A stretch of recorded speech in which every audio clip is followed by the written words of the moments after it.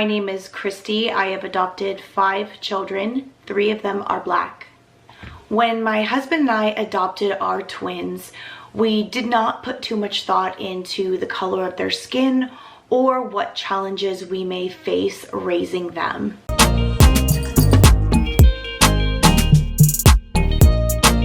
Hi, everybody. Welcome to Adopted Gals podcast. My name is Hawa Zabel. Hi, everyone. My name is Famata Warfield. And thank you so much for coming back, joining our journey. We have had so many amazing and support from you guys. Now, as you can see, our setup is a little bit different than usual. Usually we're right next to each other.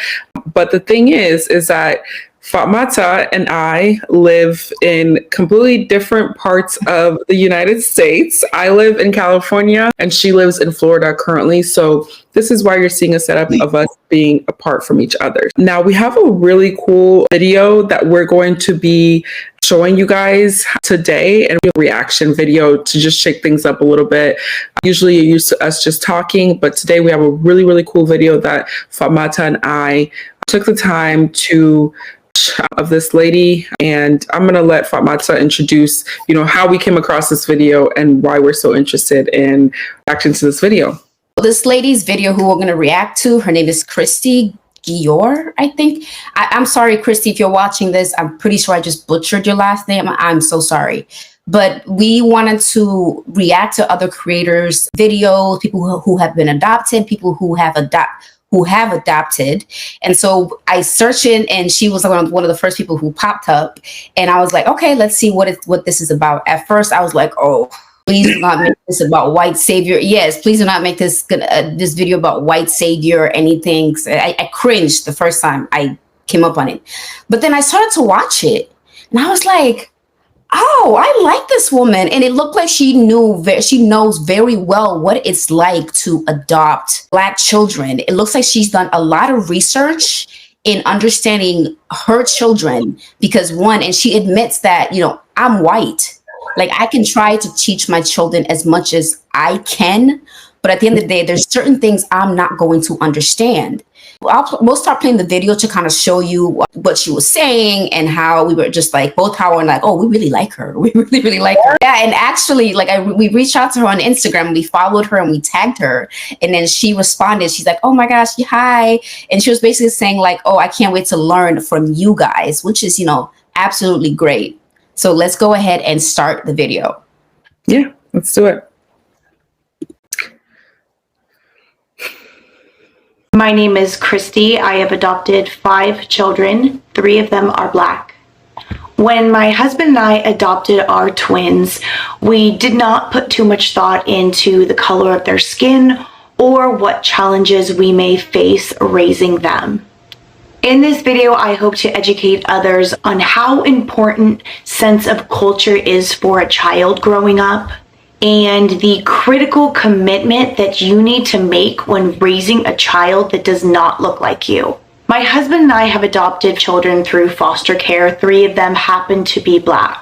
We have also been foster parents to 37 children, a majority of them being minorities and of African American descent. Having been exposed to all these different beautiful children, it really has opened my eyes, and I have learned a lot, and I feel this burning desire to share what I have learned to other people looking to adopt. If you are considering foster care or considering adoption, whether it be international adoption or opting through the foster care system, I really encourage you to watch this video all the way through, especially if you're looking to adopt a child of another ethnicity. I have experienced many uncomfortable situations, respectful encounters, been asked questions that I don't have the answer to. I know that most of you have the most purest intentions when wanting to adopt a child. I know that you're yearning to love and raise a child and show them your love and give them a better life and give them a better home. But I'm here to tell you that love is not enough. I really do believe that often. Okay, I'm going to go ahead and stop that right there. And So one of the first thing that really popped out with that when she said love is not enough when it comes to adoption, I really truly agree with that. And like I said before, it's great that she was able to recognize some of this stuff because our parents, or my parents at least, I think they were a little bit naive when it came to adoption, and they felt like love was just enough. And when they realized that, oh, it took more than that, it became an issue. It became an issue in our household, and there was a little bit of expectation and, oh, you guys should just fit in already because we love you. We gave you a new life. But it's like, no, with that, you have to consider all aspects of adoption. And she's going to get into that a little bit. How about, you have anything to add? Yes, I actually do. First, I want to say I really appreciate Christy because I could tell just off the bat she's thinking about what she's going to say before she says it. Because one, we're in the world of internet, and everyone is going to probably jump down her throat if she says one thing wrong. So I do appreciate her for even getting online and creating this video and this content, right? And being so vulnerable.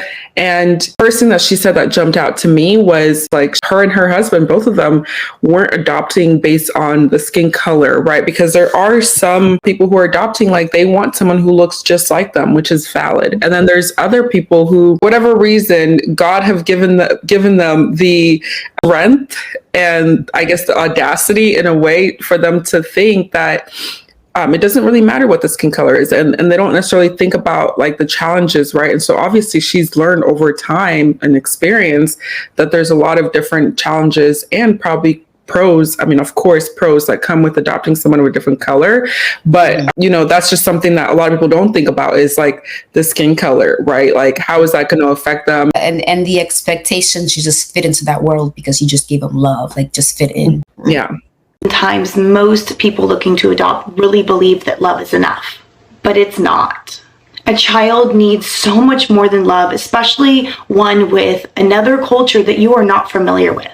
So when you're adopting a child, I encourage you to look beyond love. Just because you may have a nice home and live in a nice neighborhood and can afford to send them to nice schools, it's not enough.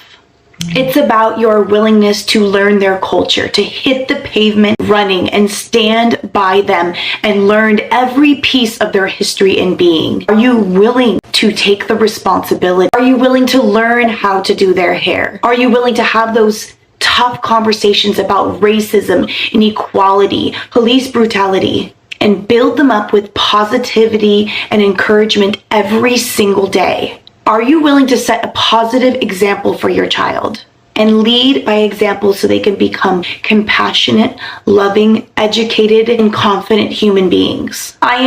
So I wanted to stop there real quick because something that she said that I really liked, or I guess that I could imagine people who are adopting could have a challenging time kind of conceptualizing this, the idea of love not being enough. At the end of the day, like if I'm adopting, I only know what I know. And I'm like, okay, this person I'm adopting, I'm essentially saving them from having a horrible childhood. And it's like, okay, well, it should be enough for them to just come into a house that's nice and have siblings that are respectful. And they go to a school. And so it's like, I can see how someone could think, okay, why is that not enough? And why do I need to go beyond that? Yeah, and because, most, people, some of them, when it comes to transracial, like I said, a lot of it is about white saviorism that they, adopt.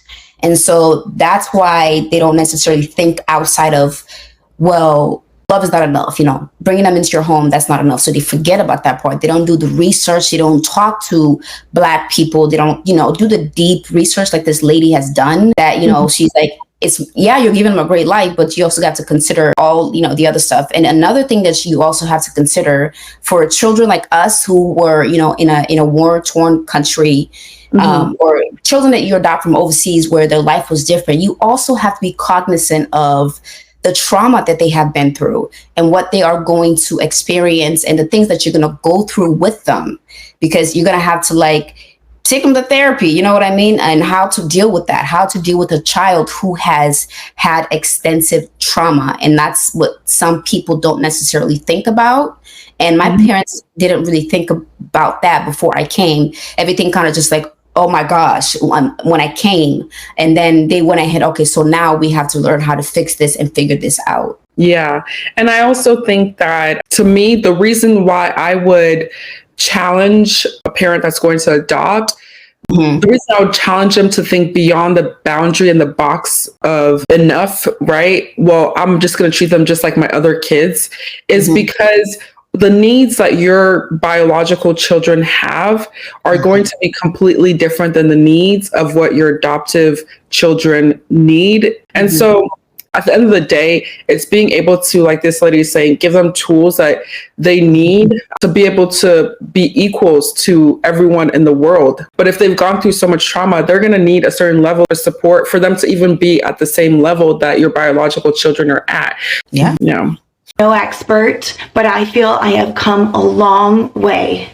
In this video, I'm going to be touching bases on all the things that I feel should be a requirement for all adoptive parents. Although this video is to bring light to the crucial needs of an adoptive child, it's not to discourage you from adopting a child out of your own ethnicity. It's just to bring light to the situation and have you ask yourself some really tough questions before you take that leap of faith on love, because there is more to it. I'm going to be asking you some questions that may sting a little bit. They may hurt, but just know that my intentions are pure, and I am here to make sure that you uplift your child to the most confident, well-rounded, secure, informed, and educated child. It is our job as parents to make sure that we do our part and make sure that we make the best decisions for our children. And sometimes that means asking ourselves tough questions and looking at ourselves in the mirror. You'll hear me use many examples about a white parent and a black child, and it's because that is my reality. That is what my family is like, and it's also inspired me to use that example because of what's happening in the world today with the Black community and mostly white people. I apologize if that offends you, but it is purely an example based on my reality and what the world is going through at this moment. So to touch bases on the whole love subject again, love is not enough. You can love your child more than chocolate and cake and strawberries and candy, but your child needs more from you. Love will not protect them from the harsh world we're living in. I think that the first step that any person looking to adopt is to admit to themselves that love is not enough. My children are going to face challenges that I don't know how to navigate and I have never experienced. Just like every parent's job in the world is to teach their children to be respectful and trustworthy, I will not be able to teach my son how to be a Black man. I will not be able to teach my daughters how to be strong Black women. But it is my job to put in the work to educate myself. Educate myself on history and the hardships Black people have faced for many of years. To dig deep and find out about their culture and teach them that not everyone is going to love and appreciate the color of their skin. Ignorance is everywhere. I am not going to be able to always protect my children from that. They say that raising children takes a village. This could not be more valid for my family's dynamic or any person adopting a children of a different ethnicity. Are you willing to put your pride aside and step up and request a Black coach for your son's football team? Are you going to seek out schools that have Black teachers? Are you willing to make new friends and surround your inner circle? Okay, I'm gonna stop it right there because she said something that really hit a point. And when she said that, are you going to request Black people in your children's life and make it like that? And from my experience, I was adopted and basically put into a community where nobody looked like me.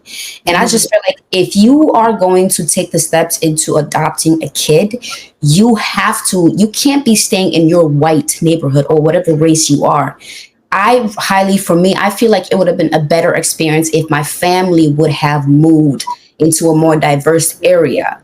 And at the same time, I can also empathize and look at their side of things, because one, their whole life has been there, and that's where their jobs are. And so I can understand why they're like, well, we're not just going to pick up and move. However, I think that has to be, I have to be, look at both sides. But I just feel like the best thing to do is to figure out how to move into a more diverse area, and where your kids can be around other Black people, and they can schools, especially like Christy says, there's Black people in there where they can see themselves. Yeah, I mean, I agree. Of course, we have to be pathetic of the fact that there's a lot of sacrifices all around for the adoptee and also for the parents who are adopting. But, I think of it in situations, with biological children, right? Like if a biological child is getting bullied or something, right? Parents might just move to a completely different city because they want their child to fit in. They want their child to not be picked on. They want their child, if the kid is hanging out with a bunch of kids who are getting high all day and they don't want the kids around that type of environment, they're going to move their children to a completely different school where they feel like it's going to be more fitting. So I think, yes, you want to, we have to be empathetic to their experience as well. But I also think that a lot of times it's like, again, going back on that savior or I was enough, that like, I'm just going to do the bare minimum and not push myself to go beyond what I think is okay, right? Like you have to make those sacrifices if you want your adopted child to be healthy mentally, self-esteem, be healthy, confidence to be healthy. And also they're able to, if you want them to have a connection with you, I would say the most selfless thing you can do is to put them in an environment with people that look more like them, whether that be Black, Hispanic, Asian, whatever that is, right? Because when you're just in a white household, for example, we're only using white as an example because usually that's the race that, that mostly adopt like interracially. So let's say if you're white family, like, and you adopt like an Asian child or a Black child, right? Like in our case, like you're going to create that barrier where the child feels like there's no one around them that like symbolizes their culture, and their relationship with you is definitely going to become a struggle versus if they have that community outside of just you and the family and the whiteness around them. I think in a way, it kind of takes away the pressure from you as an adoptive parent to not feel like you have to provide everything for that child. You know what I mean? Because it's impossible for you to create the identity for them because they're not part of the same culture. Yeah. And to add, something personal to that, when it comes to one thing that, adoptive parents have to be cognizant of and to be aware of is that you love your own children that you birth differently versus the kids that you adopt. Your parent, I'm telling you, it's just, and a lot of times, like my mom and I kind of struggled with that. She struggled with that, where I used to point that out. Like there's certain things that she would do, and I'm like, that she didn't did for me, and I used to point that, and she used to get upset about it, and it's like, it's because you treat me like that because I'm not somebody you give birth to. You will treat your children differently. And I think part of the reason probably why they didn't move is because one, the children that they gave birth to were, more established. So I don't want to say they chose that because, they stayed because for their children. I don't want to say that because there's no valid evidence to it, Right. Yeah. So it's a valid point that you bring up. I could see how you could think that way.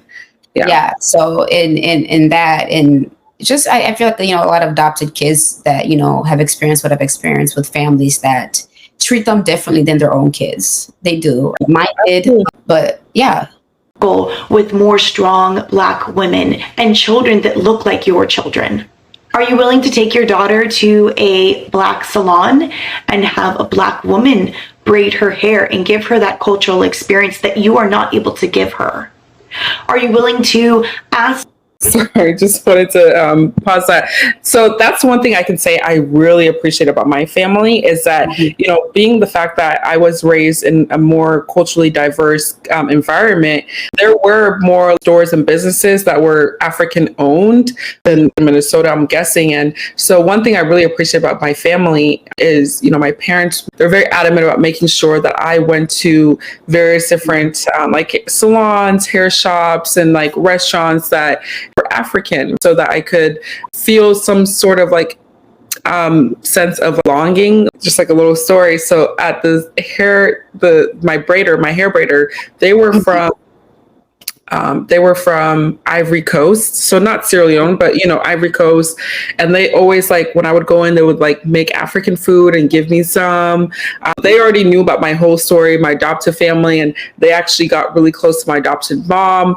And one of the hairdressers, he ended up coming to my house and teaching me how to cook one of a cassava leaf, which is, yeah, that's how I learned how to cook cassava leaf. He came to my house. It was so sweet. He spent like hours. He went shopping with my mom and like was teaching me, how to cook, and even wrote like instructions for me so I can cook, like do it myself in the future. So I'm really happy that my parents they did go out of their way to make sure that I have that sense of like culture, I guess. So yeah, my parents, they kind of did something similar, but it was very short lived and kind of okay. I did then again, the bare minimum. I did have a Black lady. She was Liberian too, I think. Mhm. Oh no, Liberian. Yeah, she was Liberian, and she would braid my hair for me. And one day she came over to our house and she cooked.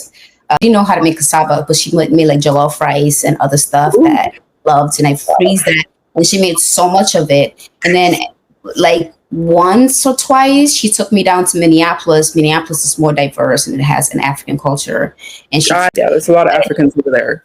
yeah, but it wasn't. But that happened like once or twice. So I still didn't really see it like what you had. Like we had to go ways out, and not to make it personal or emotional. I don't. It's just me and my opinions, my feelings. A lot of times when it came to certain things that my parents would do for me versus what they won't do for me, is if I got in trouble, they kind of felt like, okay, so why should we do anything for you? Why should we give you what you want, what you need? Bless you, honey. I'm sorry. Bless you. You're good. So it's like some of it is like, so why should we, like the punishment that I got was, why should we do that for you? Why should we do this and go out of our way when you don't act right? Mhm.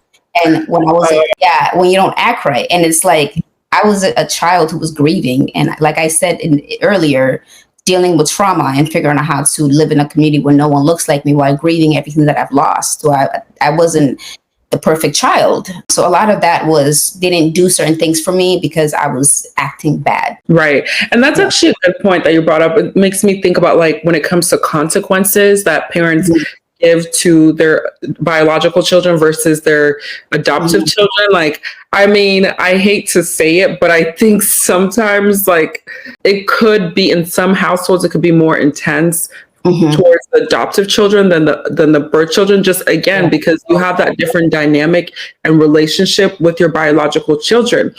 I used to I visited you every summer. I visited another family every summer as well. And sometimes, the person, she was a lovely lady, the mom of the family, both the parents were, but sometimes I observed that the punishment towards the adoptive children were a lot more intense than the consequence towards the biological children. And it's just something that never sat right with me. And I was able to observe that at a very young age. You know what I'm saying? I can only imagine as an adult, like what I would think of it. I was very sensitive to that because I was like, the way she's treating them is, yeah.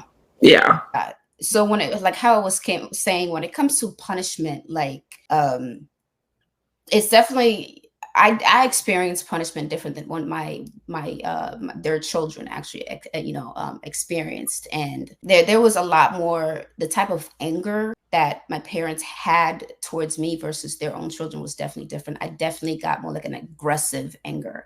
And keep in mind, I'm like a small girl. I'm a 5'2" petite small girl. So a lot of that, the yelling and the screaming was more intense towards me and my brother, who was also adopted, as I said in our earlier videos. So that was very apparent. And I think that plays into the unbiased of racism towards Black people, thinking Black people can, they're vicious. They can handle it. Handle more. And that had actually affected me in my childhood a lot, actually. And I've had to go ahead in therapy and figure that out, and in experiencing that. And there's been times when my dad would just say foul things to me. My mom would say foul things to me that they would never say to their own children. And the way that they used to say things to me, you would think I was a kid that was out here robbing people and doing. I didn't sneak out as a kid when I was younger. I didn't drink, I didn't go to parties. I was good in school. My teachers loved me. I was just a normal kid. I just had, issues of being mad about some things here and there because I was so grieving of all the things that happened to me back in my hometown. And the fact that also I think they also got mad because once again, they thought love was enough. And so when I wasn't fit into the box that they created for me to fit into, that became an issue on their part. And that also kind of made them, even more, mad a little bit and frustrated and easily triggered and angered. Yeah. Yeah.